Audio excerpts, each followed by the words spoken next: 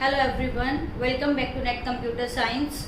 मैं आज आप लोग के साथ डिस्कस करूंगी एमसीएम, जो कि है मैट्रिक्स चेन मल्टीप्लिकेशन एल्गोरिथम। ये आपके डीपी के अंडर थी। हमने इसको फर्स्ट लेक्चर में जो मैंने आपके साथ डिस्कस किया था, dynamic programming and greedy approach, तो ये हमने एल्गोरिथम डीपी के अंडर देखी थी। तो आज हम इसको डिस्कस करेंगे। यहाँ से नेट पे क्वेश्चन भी आए हुए हैं, इंपॉर्टेंट है काफ़ी एल्गोरिथम, तो इसीलिए मैं वही टॉपिक डिस्कस कर रही हूँ फिलहाल, जो कि अकॉर्डिंग टू नेट इम्पोर्टेंट है, क्योंकि नेट हमारा बिल्कुल पास आ चुका है। तो हम वही टॉपिक पे फोकस करेंगे जो कि नेट के लिए इम्पोर्टेंट रहेंगे। तो स्टार्ट करते हैं मैट्रिक्स चेन मल्टीप्लिकेशन। तो मैट्रिक्स चेन मल्टीप्लिकेशन डिस्कस करने से पहले आपको थोड़ी सी इन्फॉर्मेशन होनी चाहिए कि मैट्रिक्स क्या है और कैसे हम दो मैट्रिक्स को मल्टीप्लाई करेंगे। तो अगर आपके पास इस तरीके से दो मैट्रिक्स हैं and with their sizes m cross n and n cross p, ये उन दोनों का साइज है, तो मैट्रिक्स मल्टीप्लिकेशन कब पॉसिबल है? When number of column is equal to number of row of the other matrix. अगर ये चीज अगर आपकी बराबर है तभी आप दो मैट्रिक्स की मल्टीप्लाई कर सकते हो, अदरवाइज मैट्रिक्स की मल्टीप्लिकेशन पॉसिबल नहीं है। और इन दोनों को मल्टीप्लाई करने के बाद जो हमें एक नया मैट्रिक्स मिलेगा उसका साइज क्या होगा? m क्रॉस p साइज होगा। तो ये बेसिक इंफॉर्मेशन है जो हमने मैट्रिक्स में की होंगी कभी। ये यहाँ पे हम इन चीज का यूज करेंगे। मल्टीप्लाई करने के बाद मैट्रिक्स का साइज क्या होगा, और अगर मैट्रिक्स की मल्टीप्लाई पॉसिबल है या नहीं है वो भी हमें साथ साथ चेक करना है। अगर आपको साइज ऐसे दे रखे हैं, ये दोनों इक्वल नहीं है, तो आप मल्टीप्लाई नहीं कर सकते मैट्रिक्स को। तो ये बेसिक टर्म थी जो हमने मैट्रिक्स में हम यूज करेंगे। Next, total number of multiplication operation. अब मल्टीप्लाई की हमने मैट्रिक्स को, टोटल कितने ऑपरेशन लगे? तो टोटल ऑपरेशन का फॉर्मूला यहाँ पे आपका रहेगा m क्रॉस p। इतने ऑपरेशन लगाने पड़े टू मल्टीप्लाई दिस मैट्रिक्स। तो अब हम आते हैं कि एमसीएम है क्या अपने पास। एमसीएम अपने पास टोटल n मैट्रिक्स रहेंगे, a1 a2 up to an तक हमारे पास मैट्रिक्स रहेंगे विद देयर साइजेस। तो हमें साइज भी गिवन रहेगा, जैसे कि ये हमें 3 मैट्रिक्स गिवन है, a b c अपने पास 3 मैट्रिक्स है और उनका साइज गिवन है। And we need to multiply, हमें इस तरह से सीरीज में मल्टीप्लाई करना है to get a single matrix in such a way so that it require minimum number of multiplication. जो हमने ये फॉर्मूला अप्लाई किया है, ये वैल्यू में मिनिमम चाहिए। इस तरीके से हम इन तीनों मैट्रिक्स को मल्टीप्लाई करेंगे। तो हमें क्या करना है, एक तरह से ब्रैकेटाइजेशन करनी है मैट्रिक्स में कि पहले हम कौन से मैट्रिक्स को मल्टीप्लाई करें to get the minimum number of multiplication operation. तो यहाँ पे हमने टोटल n मैट्रिक्स लिए हैं, यहाँ 3 है। इसके थ्रू हम देखते हैं कि अपने पास क्या क्या ऑप्शन रहेंगे मल्टीप्लाई करने के लिए। तो सबसे पहले हम क्या कर सकते हैं कि a b c इस तरह का हमें रिजल्ट चाहिए, और रिजल्ट हमें क्या मिलेगा? यहाँ हमने इसका साइज दे रखा है, a का साइज है 2 क्रॉस 3 और c का साइज है 5 क्रॉस 4। तो फाइनल में हमें आंसर मिलने वाला है 2 क्रॉस 4 का ही कोई मैट्रिक्स मिलने वाला है। बट कैसे मिलेगा हमें? सबसे पहले मैं या तो क्या करूँ, ए बी को पहले मल्टीप्लाई कर दूं, उसके रिजल्ट को फिर सी के साथ मल्टीप्लाई करूं। एक ऑप्शन ये हमारे पास। नेक्स्ट ऑप्शन क्या रहेगा, पहले हम बी और सी को मल्टीप्लाई कर दें और उसके बाद इसके रिजल्ट को ए के साथ मल्टीप्लाई कर दें। तो हम चेक करते हैं ऐसा करने में कौन सा हमें minimum number of multiplication operation देगा। तो सबसे पहले मुझे ए और बी को मल्टीप्लाई करना है यहाँ पे। तब मैं ए और बी को मल्टीप्लाई करूंगी तो हमें क्या कितने ऑपरेशन लगेंगे वो देखते हैं। अपने पास a है, b और c। a का साइज है 2 क्रॉस 3, b साइज अपना 3 क्रॉस 5 एंड ये 5 क्रॉस 4 साइज है। तो मैंने बोला कि मैं पहले और b को मल्टीप्लाई करती हूँ। a b को मल्टीप्लाई करके मुझे पता है कि मेरे पास एक मैट्रिक्स आएगा और उसका साइज क्या होगा? 2 क्रॉस 5। बट ऑपरेशन कितने लगे ऐसा करने में? ऑपरेशन का क्या फॉर्मूला था? m into p। तो यहाँ कितने लगेंगे? 2 इंटू 3 इंटू 5। तो कितने लगे टोटल? 30 ऑपरेशन लगे हमें ए और बी को मल्टीप्लाई करने में। नेक्स्ट जो ये ए बी का रिजल्ट है, हम इसको मल्टीप्लाई करेंगे सी के साथ। अब इसको मल्टीप्लाई करके अपने पास एक ए बी सी मैट्रिक्स आएगा, उसका साइज क्या होगा? यहाँ से हम देख रहे हैं 2 क्रॉस 4 उसका साइज होगा। बट वही सेम चीज, नंबर ऑफ ऑपरेशंस कितने लगे इसको मल्टीप्लाई करने में, वो हम कैसे निकालेंगे? 2 क्रॉस 5 क्रॉस 4, तो यहाँ आपका हो गया 40। मुझे यहाँ इन टोटल कितने मिले? टोटल ऑपरेशन कितने लगे मेरे को? 70 लगे। ये कौन से वाला केस किया मैंने? तब ए बी को पहले मल्टीप्लाई किया है और फिर मैंने उसको रिजल्ट को सी के साथ मल्टीप्लाई किया तो मुझे ये रिजल्ट मिला। अब नेक्स्ट हम ट्राई करेंगे कि अगर पहले हम बी और सी को मल्टीप्लाई करते तो हमें क्या मिलता। अब मैंने यहाँ ले लिया ए बी सी, सेम हमारे पास ए का साइज है 2 क्रॉस 3, बी का साइज है 3 क्रॉस 5 एंड सी का साइज है 5 क्रॉस 4। अब हम पहले इन दोनों को मल्टीप्लाई करके हमें मिलेगा बी सी, एक कंप्लीट मैट्रिक्स मिलेगा। इसका साइज क्या होगा 3 क्रॉस 4 साइज होगा। और नंबर ऑफ ऑपरेशन कितने लगेंगे इस चीज को परफॉर्म करने में, वो कैसे निकलेगा 3 क्रॉस 5 क्रॉस 4। तो ये आपका बन गया टोटल 60 ऑपरेशन लगे ये काम करने में। नेक्स्ट अब इस रिजल्ट को हम ए के साथ मल्टीप्लाई करेंगे तो हमें मिलेगा ए बी सी, और साइज क्या होगा 2 क्रॉस 4 साइज होगा। आप देख रहे हो कि हमें अगर इसको मल्टीप्लाई करना तो देखो ये रो और ये कॉलम इक्वल है तो ये हम मल्टीप्लाई कर पा रहे हैं मैट्रिक्स को। अब इसके लिए हमें फाइंड आउट करने की नंबर ऑफ ऑपरेशंस कितने लगेंगे, तो कैसे फाइंड आउट करेंगे 2 इंटू 3 इंटू 4, यहाँ 24 लगे, इन दोनों को प्लस करो 84। तो यहाँ से हमें 84 मिल रहा है, यहाँ से हमें 70 मिल रहा है। तो कम ऑपरेशन किस में लगे हैं इस वाले केस में। पहले अगर हम ए बी को मल्टीप्लाई करें, बाद में उसका रिजल्ट को सी के साथ मल्टीप्लाई करें तो हमें मिनिमम मिल रहा है। तो ये तो मैंने बहुत एक छोटा सा एग्जांपल लिया है, सिर्फ 3 मैट्रिक्स लिया है। अपने पास यहाँ पे n नंबर ऑफ मैट्रिक्स हो सकते हैं, उसको कैसे सोल्व करेंगे वो इतना ईजी नहीं है। यहाँ अपने पास 2 ही ऑप्शन थे, 2 ही जगह हम ब्रैकेट लगा सकते थे। अगर मैं इसको 4 पे भी लेके चले जाऊँ तो भी अपने पास कितने सारे ऑप्शन हो जाएंगे। अपने पास कितने ऑप्शन हो जाएंगे, यहाँ पे ए बी सी डी है, इनको ब्रैकेट लगा सकते हो आप।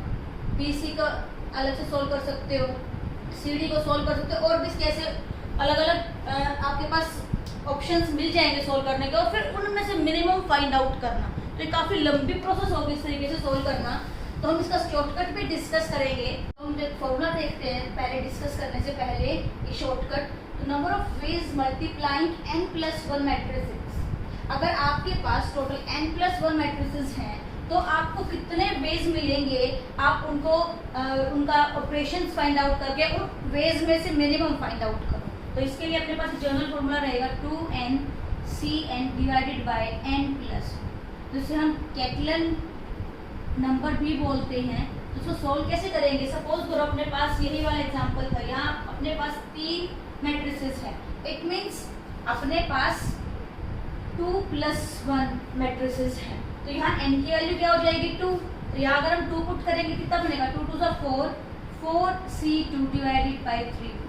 अगर ये आपकी कॉम्बिनेशन, इसका फॉर्मूला हमें पता है, अगर अपने पास NCR है तो n factorial divided bye r factorial into n minus r factorial. ये जनरल फॉर्मूला रहेगा अपना कॉम्बिनेशन फाइंड आउट करने का। तो यहाँ हम वैल्यू पुट करें 4 factorial divided by 2 factorial whole divided by 3। तो अगर हम इसे सोल्व करेंगे यहाँ से हमें मिलेगा 4 इंटू 3 इंटू 2 फैक्टोरियल, 2 फैक्टोरियल को ओपन करो 2 इंटू 1, 2 फैक्टोरियल से 2 फैक्टोरियल कैंसिल, डिवाइडेड बाय 3 से 3 कैंसिल, और ये 2 आ गया।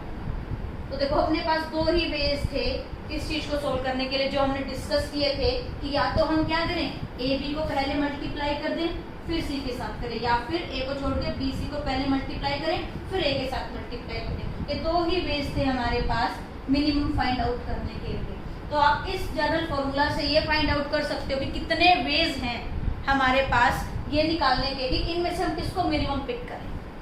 तो एक क्वेश्चन यहाँ से भी बन सकता है कि आपसे पूछे number of ways multiplying n+1 matrices, तो आप ये फॉर्मूला यूज करोगे। यहाँ आपको n की वैल्यू गिवन होगी, या फिर अगर n की वैल्यू नहीं गिवन, आपको बोलते कि 4 मैट्रिसेस, तो यहाँ आपके पास n की वैल्यू है क्या, तो आप n को 3 कंसीडर करोगे, बिकॉज यहाँ हमने क्या लिया है n+1। तो ये 4 गिवन है तो n क्या हो जाएगा आपका 3 हो जाएगा। तो इस चीज़ का ध्यान रखना।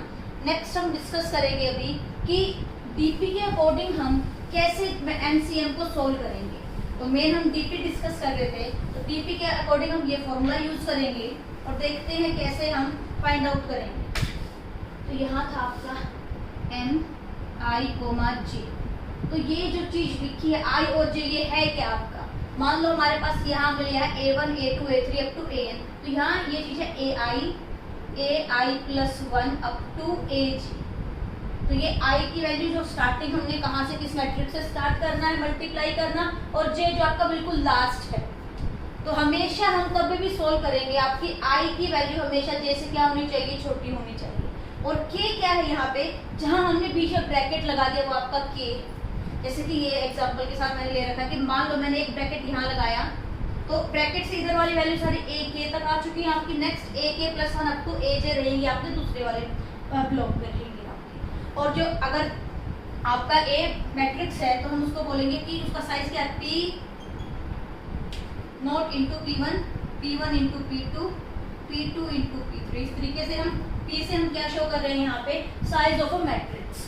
तो जो AI है, AI का साइज क्या रहेगा, PI माइनस 1। देखो हम कर क्या रहे हैं, अगर यहाँ मान लो अपने पास A2 है तो A2 का साइज हम क्या ले रहे हैं, पीछे वाली वैल्यू एक ले रहे हैं, जो पीछे वाला PI है, मतलब P1 और P2 रहेगा इसका साइज। इस तरीके से देखो यहाँ पे भी चेक कर लो, ये फर्स्ट आपका मैट्रिक्स है, ये पीछे I माइनस 1 वैल्यू लेगा। इसी तरीके से यहाँ सेकंड है, ये A2 है ये आपका, तो A2 क्या कर रहा है, ये पीछे वाला I माइनस 1 मतलब 1 क्रॉस 2 वैल्यू यूज कर रहा है। तो इस तरीके से यहाँ लिखा गया है AI का साइज क्या रहेगा, PI minus 1 cross PI। Similarly AI plus 1 का साइज क्या रहेगा, पीछे वाली वैल्यू इसकी PI इंटू PI प्लस 1। तो सिमिलरली हमने इन सबको क्या दे दिया, हर एक मैट्रिक्स का साइज बना दिया।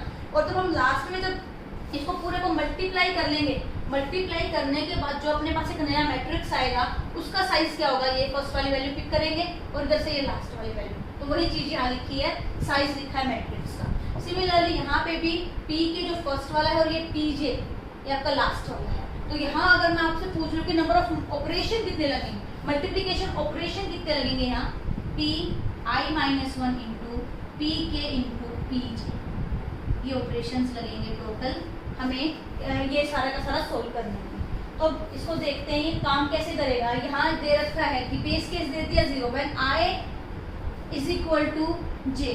इट मीन्स क्या है कि M यहाँ अगर 1 1 यूज कर लोगे आप तो हमें 0 मिलेगा, M अगर यहाँ 2 2 यूज कर लोगे तो हमें 0 मिलेगा। ऐसा क्यों लिखा जा रहा है, क्योंकि अगर आपको पता होगा कि M13 का मतलब क्या है, यहाँ पे M13 का मतलब है A1 A2 और A3, मतलब हमें यहाँ 1 से शुरू करना है और कहाँ तक जाना है, 3 तक जाना है। अब ये 1 1 बोल रहा है, it means only A1 only A2, तो यहाँ मल्टीप्लाई पॉसिबल ही नहीं है, ऑपरेशन लगेंगे ही नहीं हमारे।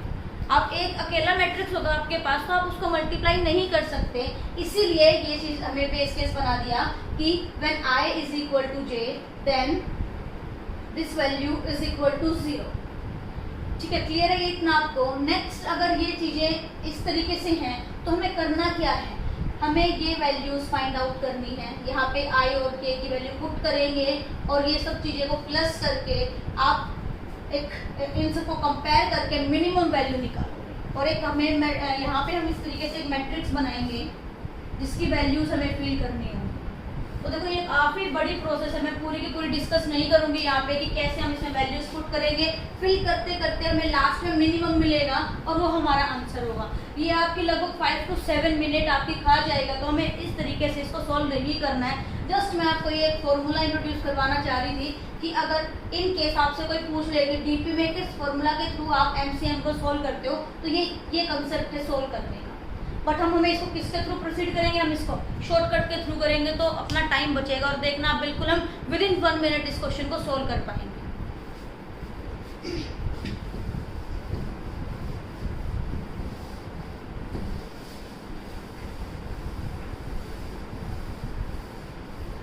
इसका शॉर्टकट क्या है, बिल्कुल बेसिक क्वेश्चन से चलती हूँ मैं। यहाँ जैसे भी साइज गिवन है इसी तरीके से हम इसको लिख लेंगे 2 3 5 4। मैंने क्या किया, 2 यहाँ लिख दिया, फिर 3 फिर 5 और फिर 4। अब बाउंड्री क्लोज कर देंगे, मैंने बाउंड्री क्लोज कर दी। और जो मिनिमम है इन सारे नंबर में, जो सबसे मिनिमम है, हम उसको हर किसी के साथ कनेक्ट कर देंगे। देखो 2 ऑलरेडी 4 और 3 के साथ तो कनेक्ट है, बट 5 के साथ नहीं है, कर दिया मैंने कनेक्ट। और अब इसको मल्टीप्लाई करेंगे, 5 4 2 को मल्टीप्लाई करो, हमें कितना मिला 14 मिलेगा। और इसको मल्टीप्लाई करो, 5 2 10 और 10 इंटू 3 30, आंसर आ गया हमारा 70।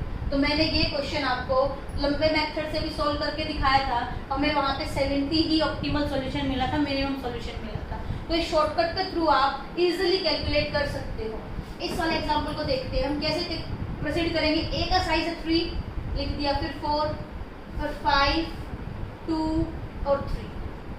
तो ये चीज लिख रही हूँ मैं 3 4 5 2 और फिर अगेन ये चीजें लिख दी। बाउंड्री क्लोज कर दे इसकी बाउंड्री क्लोज कर दी। सबसे मिनिमम कौन है? 2 मिनिमम है। 2 को हर किसी के साथ कनेक्ट करो, इसके साथ है, इसके साथ है, बट 4 के साथ कनेक्ट नहीं है और 3 के साथ कनेक्ट नहीं है, कर दिया कनेक्ट। अब इनको मल्टीप्लाई करेंगे। 3 3 जा 9, 9 2 जा 18, फिर 3 2 और 4 को 4 2 जा 8, ये आगे 24 आपका, यहाँ 5 5 प्लस 10 और क्या हो गया आपका 40। तो 18 प्लस 24 प्लस 40 ये हमारा आंसर हो जाएगा 80। तो 82 फाइनल आंसर होगा। इस क्वेश्चन पे भी ट्राई कर लेते हैं।